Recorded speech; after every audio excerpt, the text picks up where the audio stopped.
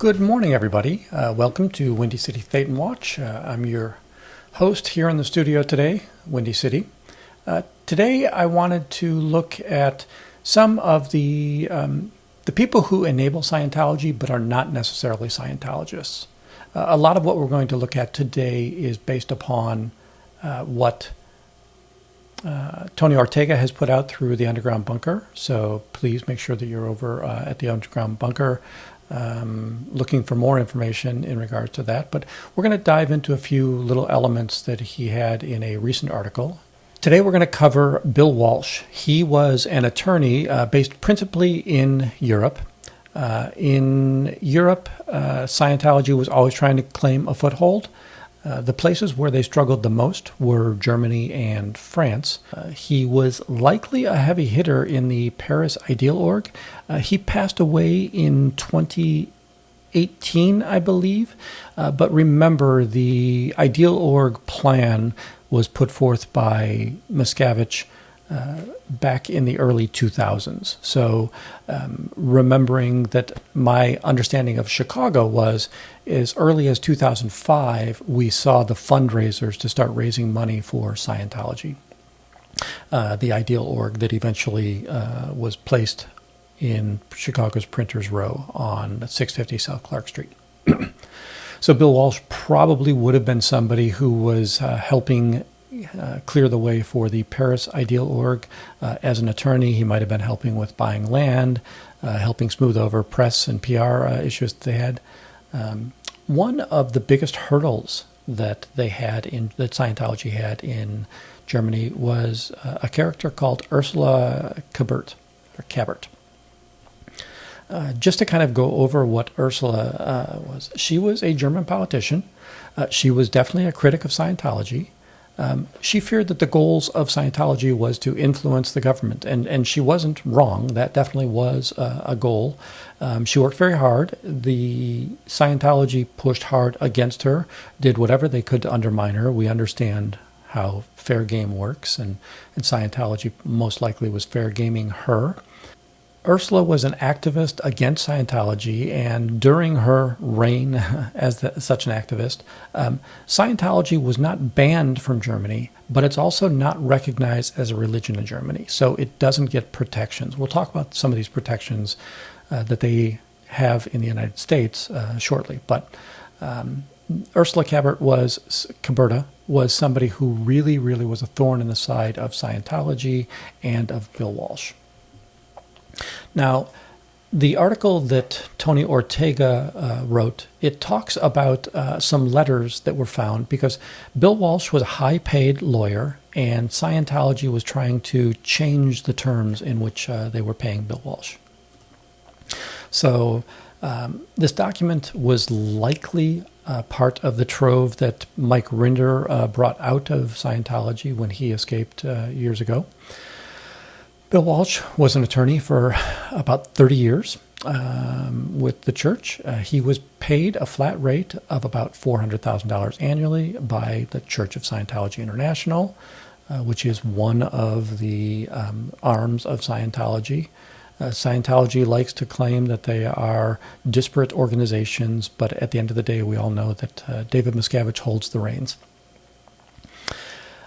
This letter, it's going to describe Bill's role and his processes. So it talks about, hey, we're paying this guy $400,000 a year, and sometimes we're getting what we want out of him, sometimes we're not getting out what we want from him.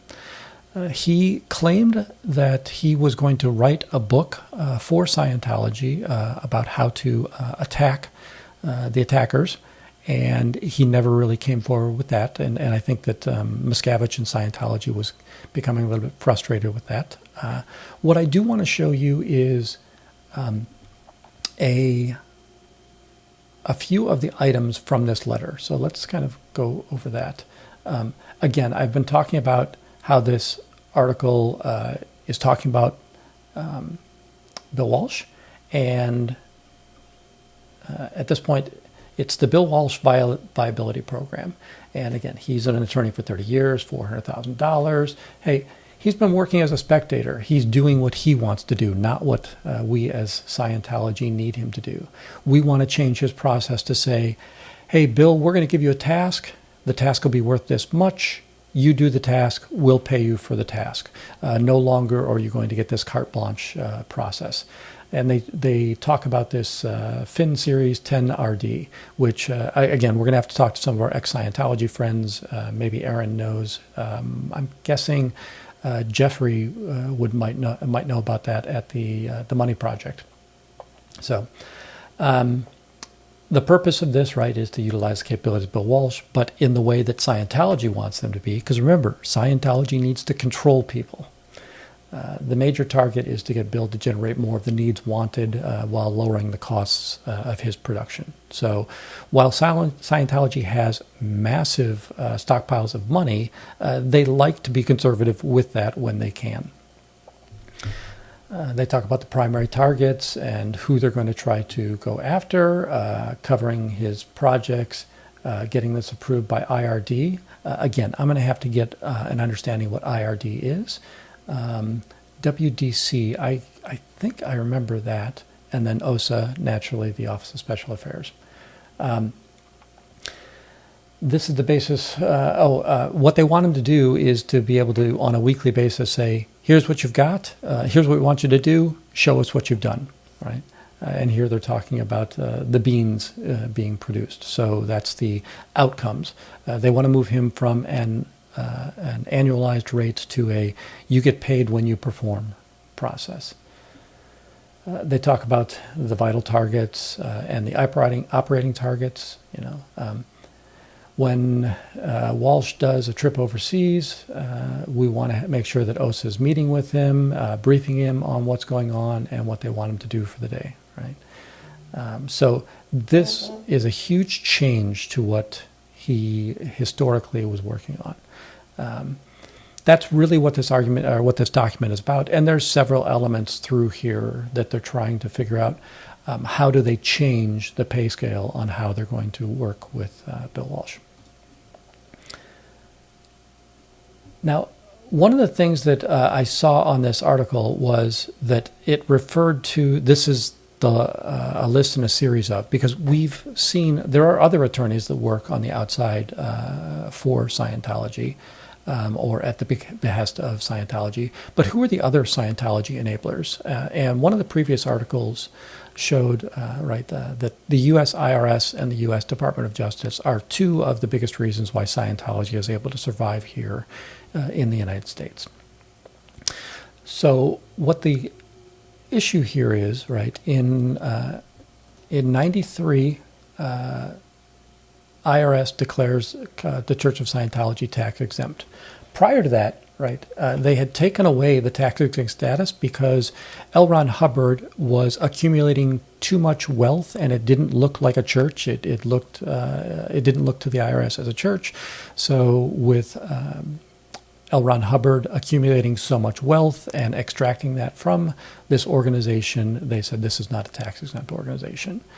And then David Miscavige kind of joins the fight after the death of L. Ron Hubbard, and the biggest war, as Miscavige said, is trying to get COS to have the tax exempt status again.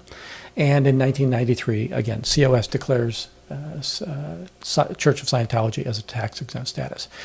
If you recall, right, that's when we're going to see the David Miscavige party where, hey, we've won the war, right? I think we've seen that video several times. In about 2017, so this is early in Trump's first term, and by the way, this is not a political statement or anything of that nature. It's just that, hey, we've seen that in 2017, the Huffington Post is finding out that the IRS is investigating Church of Scientology, and that there are claims that Trump was looking into revoke the tax status of Scientology. Now, we don't see much evidence of that, and we didn't see great action on that. The IRS was losing funding even back then. The IRS was losing funding. Without funding, it really can't open up broad stream investigations. So it wasn't able to do much against Scientology at that point in time.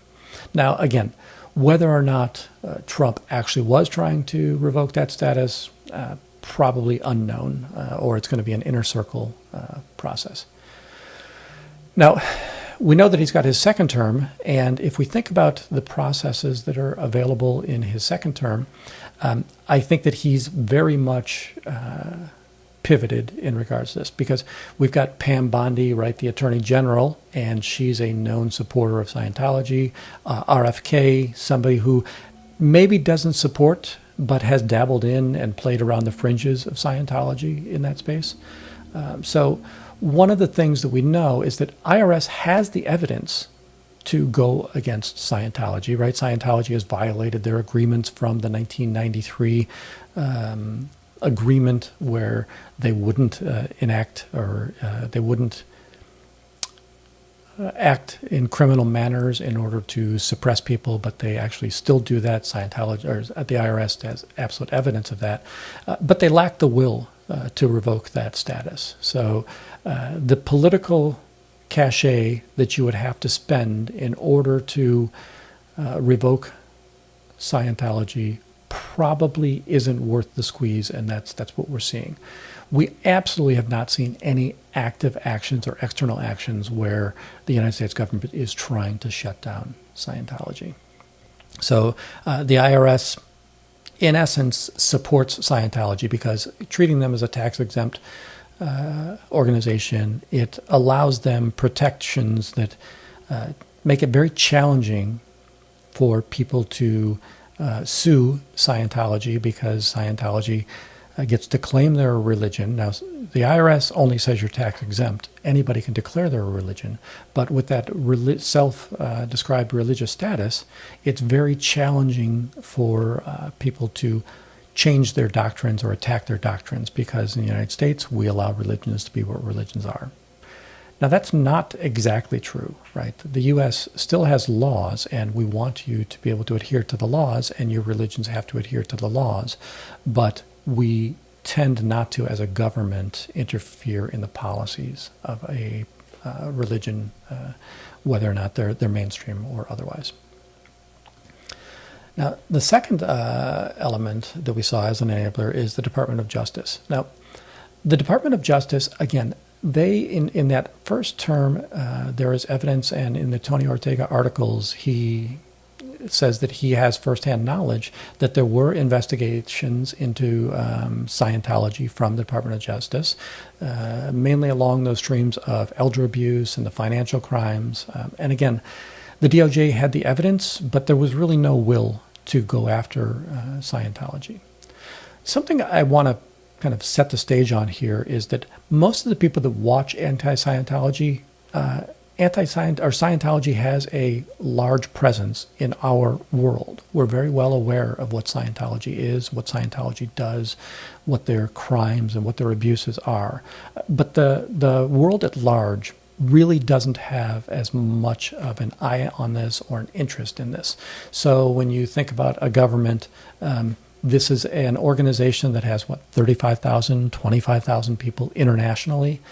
Why does the Department of Justice care about this, right? It's just not big enough to show up on their radar. And again, it's very challenging for a politician to go against a declared religion, whether that's self-declared or not. So what have we learned here, right? That Scientology has a large contingent of external supporters. Few, if any, are true believers. There aren't people on the outside that agree with Scientology. They're either paid or else they are being confronted by lobbyists who are being paid by Scientology. So this is a place where Scientology will open up its pocketbooks in order to help handle the critics of Scientology. And that handling is to defame the people who are criticizing, to fair game those people that are criticizing. But Scientology will open up their purses in order to help silence and defame those who are critics of Scientology. All right, folks, I really appreciate the time you've put in here. If you haven't subscribed, please do subscribe. If these are things you'd like, please put a comment below, right? What other things would you like to talk about? Should we do another article on Ursula Caberta? Let us understand how she, as a German politician, went after the Church of Scientology. Let us know if there's anything that we want to talk about down below. I appreciate your time. Thank you so much, and have a great day.